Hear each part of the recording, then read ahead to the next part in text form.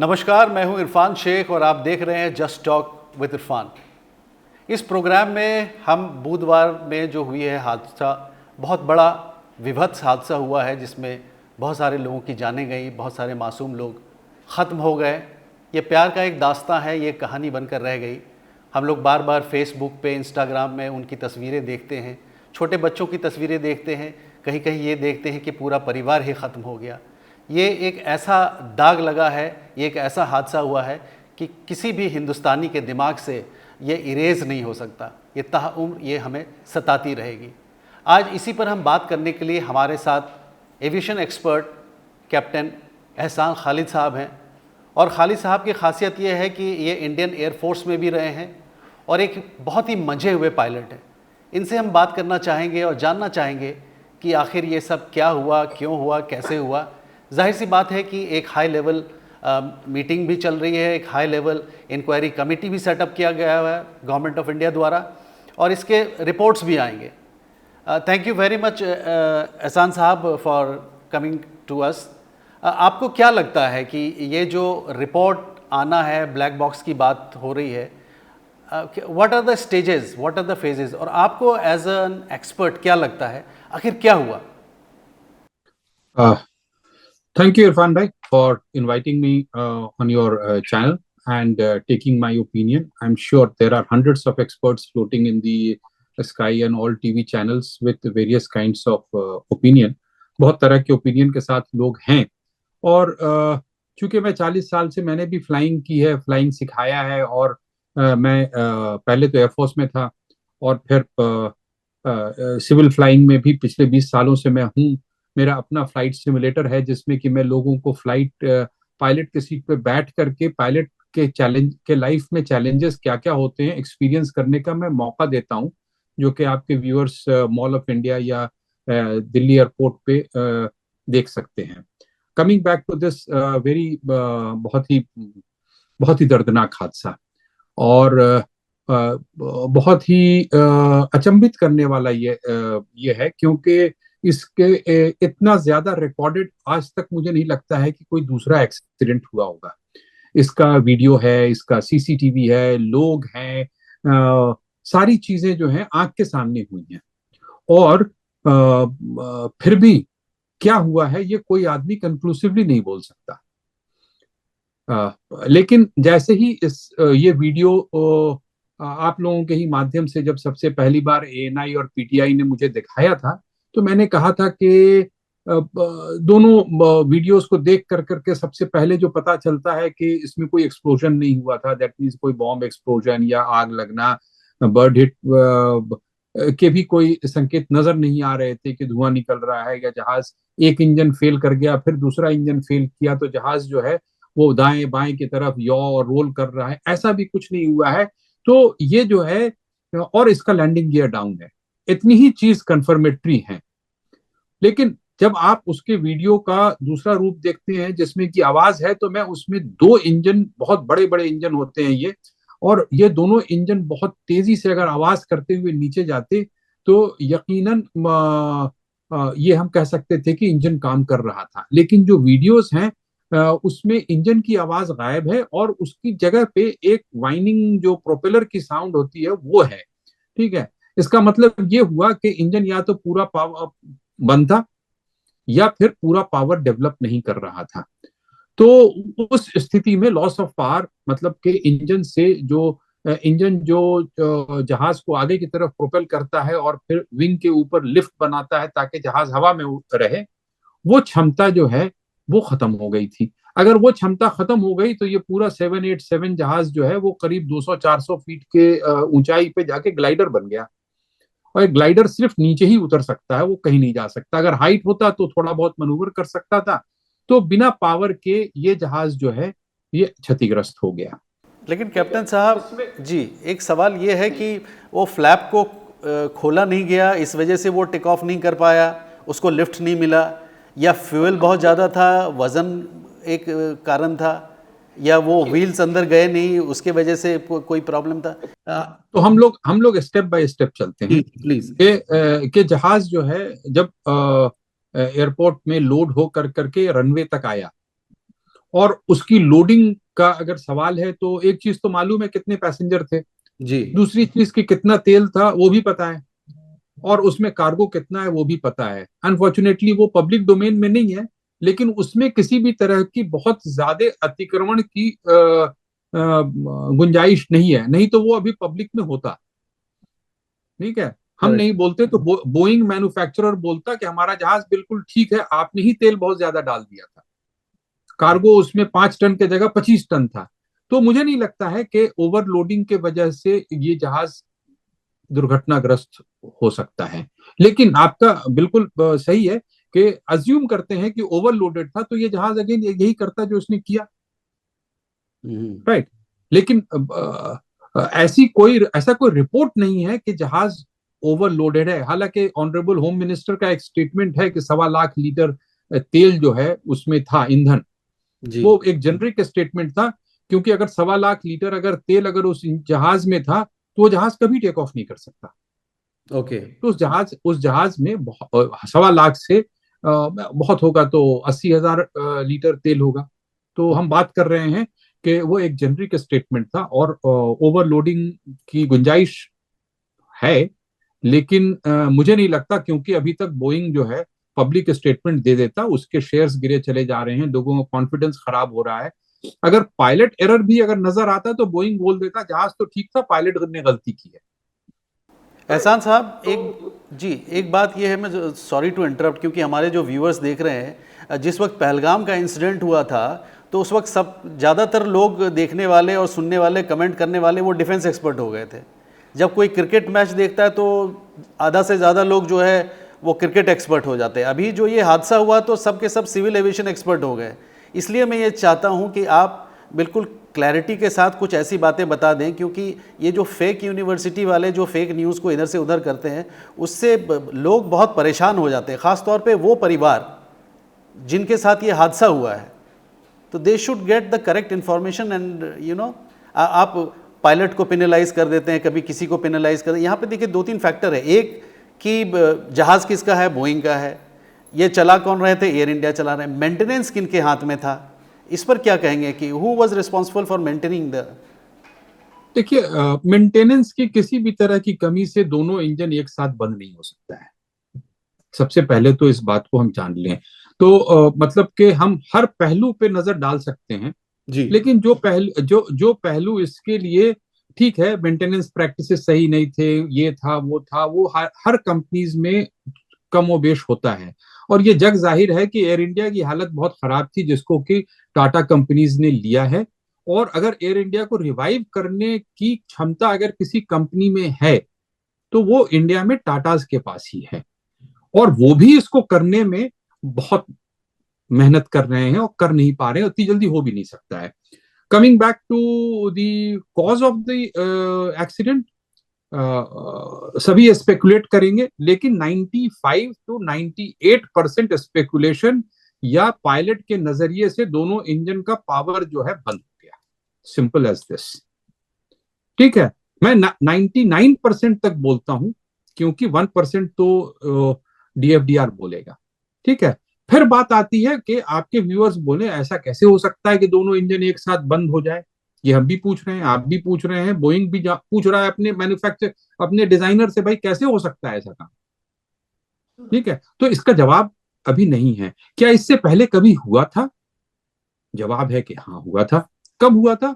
तो एयरबस 320 में दो बर्ड्स एक साथ घुस गए थे, और वो कैप्टन सली का हडसन रिवर पे, उन्होंने हाइट थी उनके पास, तो जहाज ग्लाइडर बन करके ग्लाइड करता हुआ रिवर पे लैंड कर गया, है ना।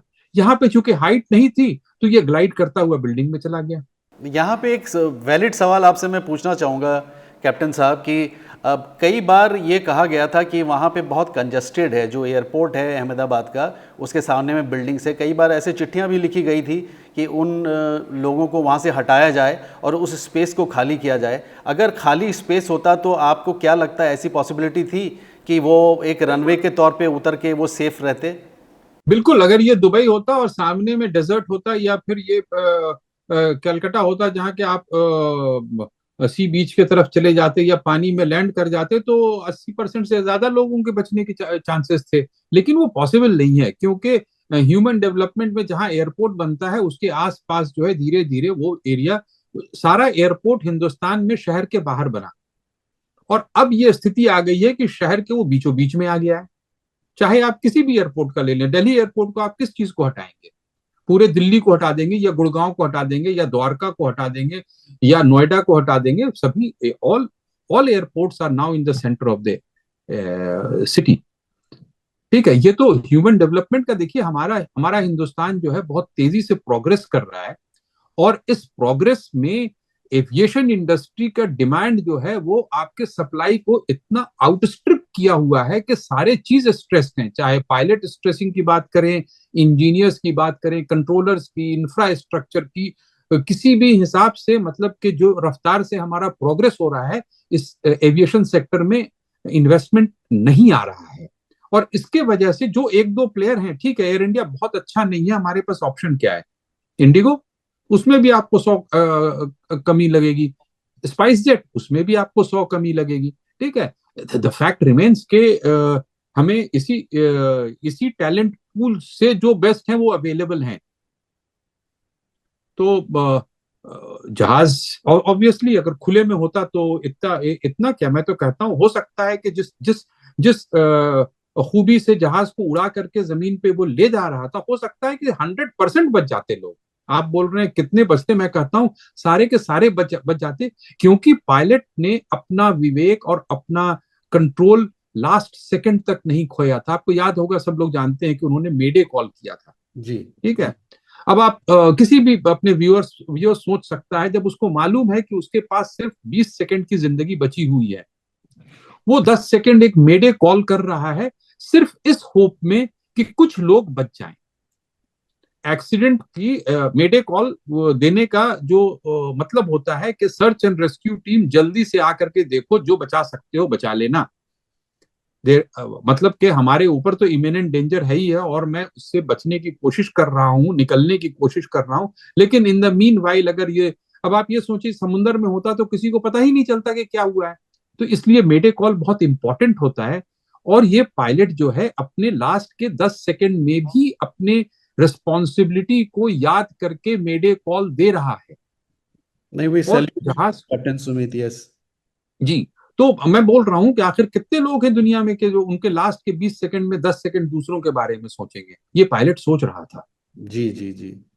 लेकिन इसमें एक सवाल ये उठता है कि कुछ लोग ये भी बताते हैं, जैसे कि आपने बहुत सारे जहाज़ चलाए हैं और चार्टर्ड प्लेन्स भी आपने चलाया हुआ है, क्या ये पॉसिबल है कि जैसे कॉकपिट पे, जैसे कि फाइटर प्लेन जो होता है उसमें जब भी कोई क्राइसिस होता है तो पायलट अपने आप को इजेक्ट कर लेता है, तो क्या ऐसी पॉसिबिलिटी है कि जहाँ पे आपके पैसेंजर्स बैठे हुए हैं वो क्या अलग हो सकता है कॉकपिट से? क्या वो पैराशूट से कहीं पे लैंड कर सकता है? क्या क्या ऐसा कोई, is the whole world, are scientist working on this, are engineers working on this? नहीं, इज इट ऐसी कोई भी चीज, इट इज नॉट पॉसिबल। सबसे पहले तो ये क्योंकि हाँ, ये पॉसिबिलिटी है कि आप दो इंजन के जहाज बना रहे हैं और एक इंजन फेल कर गया तो दूसरे इंजन पे जहाज जो है बिल्कुल सेफली उड़ता रहे। सारे जहाज इसी फिलॉसफी पे बनाए जाते हैं और ऑपरेट किए जाते हैं। ठीक है, क्योंकि फाइटर जहाज में अकेला एक पायलट होता है या कभी कभी दो भी होते हैं। ठीक है, तो उसमें इजेक्शन सीट लगाया जाता है। वो इजेक्शन सीट अपने आप में एक अम्यूनिशन है। ग्राउंड पे सबसे ज्यादा एक्सीडेंट जो है वो इजेक्शन सीट की वजह से होता है, क्योंकि वो रॉकेट है, लाइव रॉकेट होता है। वो मतलब सिविलियन एयरक्राफ्ट में इतने सारे लोग बैठते हैं, इसमें बिल्कुल ना तो कोई इस पे काम कर रहा है, ना काम करने की जरूरत है, ना इससे कुछ हासिल है। मेरा सवाल ये है कैप्टन साहब कि अगर ऐसा कोई सिचुएशन होता है, क्या कोई ऐसा मैकेनिज्म है कि वो पूरा कैबिन डिटैच हो जाए? कैबिन तो डिटैच हो सकता है ना? नहीं नहीं, and if it lands, not ऐसा पॉसिबल? नॉट पॉसिबल, और इस पे कोई काम नहीं कर रहा। हम्म। रही बात स्पेस की, तो आप उसको एंडोर्स करते हैं? अगर स्पेस होता तो बहुत कुछ बच सकता था। मैं तो बोल रहा हूँ अगर वहां पे अगर कोई पेड़ पौधा नहीं होता, बड़ा पेड़ नहीं होता, वो बिल्डिंग नहीं होती, तो सारे के सारे बच जाते। क्योंकि कैप्टन साहब आपने बहुत सही ऑब्जर्व किया है कि while the plane was coming down there was no fire in it, there was no smoke in it. वो नीचे गिरने के बाद ही कोलाइड किया और वो सब कुछ हुआ। हमें जी साहब, उसमें उसमें उसमें कोई आवाज भी बहुत ज्यादा नहीं थी। राइट। दो इंजन अगर जो बिल्डिंग के लेवल पे आ जाए तो आसपास के लोगों के कान के पर्दे फट जाने चाहिए थे। हमें इतने वीडियो की जरूरत नहीं है इस चीज को जानने के लिए कि बोइंग 787 का 70-75 हजार पाउंड का इंजन रोर करता हुआ अगर निकल जाए तो उसके आसपास जो है एक एक एक 1.5 किलोमीटर के आसपास में बहुत सारे लोगों के पर्दे, कान के पर्दे फट जाने चाहिए थे और शीशे टूट जाने चाहिए थे। जो विंडोज में शीशा होता है वो टूट जाता है, जहां पे वहां पे नहीं जहां कि ये हुआ है। तो ऐसा कुछ नहीं हुआ था। हमने तो एक विटनेस के अकाउंट से ये सुना कि उस लेडी ने कहा कि हमें ऐसा लगा कि गैस का सिलेंडर फटा है। आप इस चीज को बहुत गौर से समझिए कि अगर वो औरत बोल रही है कि धमाका हुआ तो हमें लगा गैस का सिलेंडर फटा है पहले, इसका मतलब कि वो जहाज के इंजन की आवाज ही नहीं सुनी। राइट। अच्छा, ये कैप्टन साहब, ये कैसे पता चलेगा कि जब इंजन अगर फेल होता है तो कोई भी टरबाइन घूमता नहीं है, तो वो जब क्रैश करता है तो वो इम्पैक्ट से पता चल जाता है कि वो क्रैश इंजन बंद था तब हुआ या चलता हुआ इंजन? तो can that be identified? That can be identified. पुराने जमाने में वैसे ही आइडेंटिफाई किया जाता था, लेकिन आजकल के जमाने में हमारे पास digital flight recorder and cockpit voice recorder है जी, जो कि मिल गया है और एकदम बिल्कुल सही स्थिति में था। ऐसा नहीं है कि वो उससे जो है इतने डाटा निकल सकते हैं। आप कोई भी चीज पूछे, जो आपने पूछा कि जहाज के अंदर में 3-4 रोटेशन पार्ट्स होते हैं, सबके गियरिंग होता है तो अलग अलग रोटेशन पे होता है। राइट। वो तीनों वो सभी गियरिंग के रोटेशन की आरपीएम हर सेकंड रिकॉर्ड होती है। ठीक है, उसमें फ्यूल फ्लो कितना है, उसमें टेम्परेचर कितना है, उसमें प्रेशर कितना है इंजन के अंदर में। ठीक है, ये सारी चीजें रिकॉर्ड होकर के डिजिटल फ्लाइट रिकॉर्डर में होती हैं और लास्ट के 25 घंटे तक का वो रिकॉर्ड करता है। फिर आगे के 25 तो वो सर्कुलर टेप की तरह होता है। पहले टेप होता था, आजकल हार्ड डिस्क है। उसी तरह से पायलट जो कॉकपिट में बात कर रहा है, यहाँ पे तो सुनने में यही आया है कि मेडे मेडे, नो थ्रस्ट गोइंग डाउन। मतलब के scope of any kind of speculation, जैसे कि कुछ फॉरेन पायलट्स ने सबसे पहले कहा कि ये पायलट की गलती है और ये फ्लैप और ये इसकी वजह से हो गया होगा। ठीक है, वो सब अपने वेरी हाईली टेलीवाइज पॉडकास्ट से सब रिट्रैक्ट कर लिए अपने स्टेप्स। उन्होंने कहा कि साहब नहीं नहीं, ये इंजन की खराबी है। द रीजन बीइंग कि अभी जो है दुनिया में यही टसल चल रहा है कि अगर जो पायलट की गलती नहीं है तो ऑब्वियसली मैन्युफैक्चरर की गलती होगी। राइट। लेकिन अगर हम जी, अगर हम ये कहें कि इंजन में कोई इशू था तो obviously we are pointing towards Boeing. अब बोइंग में ऑलमोस्ट अभी 1100 बोइंग 787 है वर्ल्ड वाइड। 2011 से ये चालू है। तो आपको नहीं लगता कि उनके बिजनेस पे और उनके जो ब्रांडिंग है उस पर बहुत ज़्यादा असर पड़ेगा? देखिए, चूंकि बोइंग एक अमेरिकन कंपनी है तो वो ये एक्सीडेंट को, अगर ये एयरक्राफ्ट मैन्युफैक्चरिंग डिफेक्ट के वजह से हुआ है तो सरवाइव कर लेगा, वो भी क्वेश्चन मार्क है। क्योंकि अभी अभी वो बोइंग 737 मैक्स के बहुत बड़े फाइनेंशियल लॉस को जूझ रहा है। अगर ये हो जाए तो ये एयरलाइन, मतलब कि एक एक्सीडेंट एयरलाइन बंद करा देता है। इतना लॉस और इतना क्लेम्स उसके ऊपर आते हैं। और अगर जो ये पता चल जाए कि बोइंग को पता था कि इस तरह के किसी तरह के फॉल्ट्स हो सकते हैं, जैसे कि कुछ विसल ब्लोअर्स ने कुछ कुछ चीजें बोल रखी हैं, तो ये बहुत बड़ा चार्ज है। ये एयरलाइन अगर अगर ये अमेरिकन कंपनी नहीं होती तो ये बंद हो जाता। अगर जो मतलब कि अगेन हम लोग स्पेकुलेट कर रहे हैं, लेकिन अगर जो इंजन तकनीकी खराबी के वजह से बंद हुआ है, देखिए तकनीकी खराबी जो है वो किसी भी इंजन में आ सकती है।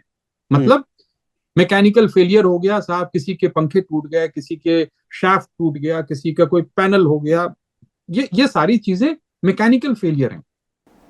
How old was the Boeing? ये 12 साल पुराना है, ये 11-12 साल पुराना है। लेकिन मैं ये कह रहा हूं कि मैकेनिकल फॉल्ट जो है ना, वो एक इंजन को खराब कर सकता है। दोनों इंजन को आप ये सोचे कि आपके पास दो कार है और आप दोनों आगरा की तरफ जा रहे हैं और दोनों नई अच्छी गाड़ियां हैं और वो एक गाड़ी का इंजन फेल हो गया। राइट। नॉट अ प्रोबेबिलिटी, हो सकता है। लेकिन दूसरी गाड़ी भी आपकी जो है उसी वक्त फेल हो जाए। मतलब कि पूरी फैमिली दो गाड़ी में थी और दोनों गाड़ी का इंजन उसी जगह पे फेल हो गया, एग्जैक्ट उसी टाइम पे। क्या प्रोबेबिलिटी है? नहीं तो आपको लगता है कि इतना पुराना जहाज जो है कॉम्पिटेंट होता है उड़ान भरने के लिए?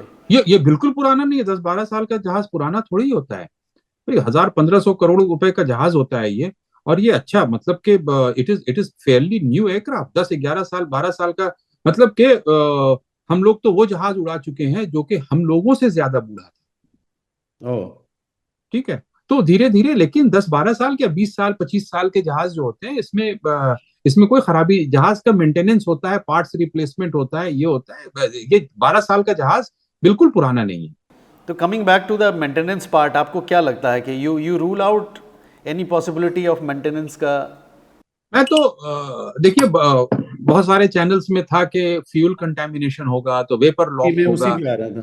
जी जी जी। फिल्टर्स। और मेंटेनेंस होगा। मैं कहूं कि ये सारी चीजें अगर मैं आपको कह दूं कि आप खुद कर लें, फिर भी प्रेसाइजली उसी सेकंड में दोनों इंजन को फेल नहीं करा सकते हैं। ओके।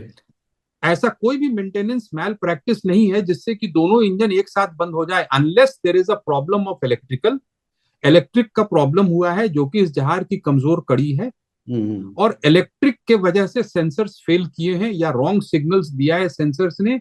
और हमारे इलेक्ट्रॉनिक जो फ्यूल कंट्रोल यूनिट्स होते हैं, थ्रस्ट मैनेजमेंट सिस्टम्स होता है, वो सारा का सारा, वो सब ने सिग्नल दिया, बोला बंद कर दो। हम्म। ये पहले हुआ है, ये आपके व्यूअर्स को मैं बताना चाहूंगा कि ओसाका में 2019 में एयर निप्पॉन ANA करके एयरलाइन है, उसका 787 जहाज जब रनवे पे लैंड किया तो दोनों इंजन बंद हो गए। और जहाज चूंकि रनवे पे था तो सब बच गए। उसके बाद इंजीनियर्स और पायलट्स ने उन दोनों इंजन को स्टार्ट करने की कोशिश की, नहीं स्टार्ट कर सके। तो फिर पता ये चला कि साहब उसके एक तकनीकी खराबी से ये हो सकता है। नाउ ये तो ग्राउंड पे हुआ था और 2019 पे हुआ था। अगर यही चीज उसको 10 सेकंड पहले हो जाती या 20 सेकंड पहले हो जाती तो बोइंग ने कहा नहीं साहब ये चीज हो सकती है, लेकिन जो वेट ऑन व्हील्स, जो कि जमीन पे आने के बाद माइक्रो सेंसर्स होता है, वो वेट ऑन व्हील्स कह देता है, तब ये लॉजिक काम करता है या नहीं करता है। तो अब इस केस में अब आप देखें कि वेट ऑन व्हील्स जो है उसके वजह से लैंडिंग गियर ऊपर नहीं जाएगा। तो अगर लैंडिंग गियर ऊपर, एक फेलियर से आपको दूसरा फेलियर होने के चांसेस हो जाते हैं। तो मेरे हिसाब से दोनों इंजन फेल किया, और ये इसका जो रूट कॉज है वो इलेक्ट्रॉनिक्स कंप्यूटर सॉफ्टवेयर का है, राइट। ना कि मैकेनिकल का, ना कि ओवरलोडिंग का, ना कि बर्ड हिट, आप उसके बाद पायलट एरर, आपको जितनी सारी चीजें सोचनी है आप सोच सकते हैं। Right right. तो कुल मिलाकर के अभी होम सेक्रेटरी साहब जो हैं हमारे गोविंद मोहन साहब, he is the head of the committee, special committee जो बनी है, हाई लेवल कमेटी, और रिपोर्ट्स आएंगे। आपको क्या लगता है प्रिलिमिनरी रिपोर्ट्स कब तक आ जाएंगे? मेरे हिसाब से 2-3 दिन में प्रिलिमिनरी रिपोर्ट्स तो आ जानी चाहिए। प्रिलिमिनरी रिपोर्ट्स में बेसिकली 2-4 चीजों को रूल आउट कर दिया जाएगा। फिर कहा जाएगा भाई तकनीकी जो खराबी है या ये खराबी, उसको हम लोग इन्वेस्टिगेट करेंगे और ज्यादा इससे। और वो आना बहुत जरूरी है, क्योंकि lot of anxiety is there in passengers, yes. Operators, commercial staff. मतलब कि अभी एक लाइट, एक बल्ब ऑन ऑफ होता है तो पायलट बोलता है कि भाई अभी मैं कहीं नहीं जा रहा। खालिद साहब, एक या दो रेड फ्लैग आप क्या देंगे इस इंसिडेंट के बाद, सो दैट बाकी लोग सिक्योर हों, अलर्ट हों? 2 रेड फ्लैग्स। 2 रेड फ्लैग्स यहाँ पे ये है कि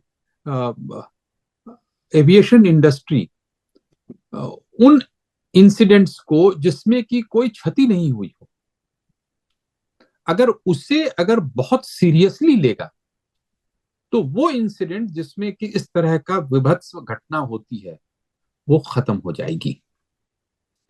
होता ये है कि जो इस तरह का, तो रेड फ्लैग यही है कि ये हो सकता है कि बोइंग कंपनी ने छोटी छोटी, देखिए बोइंग 737 मैक्स में भी यही प्रॉब्लम हुआ था। कोई मैकेनिकल फेलियर नहीं था, वो सॉफ्टवेयर का प्रॉब्लम था, है ना। तो जब छोटी छोटी घटना, एक हुआ तो बोला पायलट की गड़बड़ी हुई, पता नहीं, ये नहीं। तो सबसे पहले तो ये, दूसरा कि ये बहुत बहुत बड़ी अपॉर्चुनिटी है अपने आप के अंदर में देखने के लिए, एयरलाइन के लिए भी, पायलट्स के लिए भी, इंजीनियर्स के लिए भी, और आप लोग जर्नलिस्ट के लिए भी, कि हम लोग जो सही चीज है उसको उठाएं। ये कोई पॉलिटिकल डिबेट का ये नहीं है कि ठीक है हम क्या एयरपोर्ट को शहर से बाहर ले जा सकते हैं, हम नहीं ले जा सकते, लेकिन क्या हम उसके आसपास जो बर्ड्स की एक्टिविटी होती है हम उसको कम कर सकते हैं, कर सकते हैं। क्या टॉल बिल्डिंग्स को हटा सकते हैं? तो एक माइंडसेट आता है। अभी देखिए लखनऊ में सुनने में आया कि पैसेंजर्स ने जहाज में तोड़फोड़ मचा दिया। तो एक बहुत बड़ा प्रेशर पैसेंजर्स का भी होता है कि no matter what I need to reach the destination. वो बोलते हैं पायलट कैसे ड्यूटी टाइम लिमिटेशन खत्म हो जाएगा, वो घर जाके सोएगा, वो सबसे तो वो ये नहीं समझते कि पायलट ड्यूटी टाइम लिमिटेशन अपनी मर्जी से नहीं लेता है, वो उनकी सेफ्टी के लिए कहता है कि साहब अगर मैंने 10 घंटा ड्यूटी कर लिया है तो अब मैं जहाज नहीं उड़ा सकता हूँ, रूल्स डू नॉट परमिट। ठीक है, तो पैसेंजर इससे भड़क जाते हैं। तो आपका काम है लोगों को एजुकेट करना कि भाई जहाज के अंदर जितनी भी सुरक्षा व्यवस्थाएं हैं वो इस बात पे होती हैं कि पायलट का रिएक्शन 4 सेकंड के अंदर में हो सके। अगर वो थका हुआ होगा तो 4 सेकंड के जगह में 8 सेकंड करेगा, तब तक तो खेल ही बिगड़ जाता है। तो ये चीज जो है ये आपको अपने लोगों को बताने की जरूरत है। Aviation remains to be the most is the safest mode of transportation. Despite ये एक्सीडेंट 787 के एक्सीडेंट के बावजूद 787 का ट्रैक रिकॉर्ड सेफ्टी का वो बाकी तमाम जहाजों से बेटर है। Right.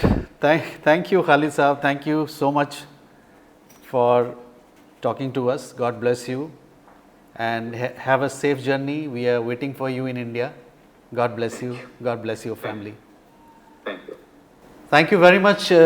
मेरे दर्शकों, आप इसको देखें और जिस तरीके से जितना क्लियरली इन्होंने साफ गोई के साथ सब कुछ बताया है, ये ज़रूरी नहीं कि इन बातों को सिर्फ आप ही देखें, लेकिन आप लोगों के साथ इसे शेयर भी करें। Thank you very much for watching this programme. God bless you all.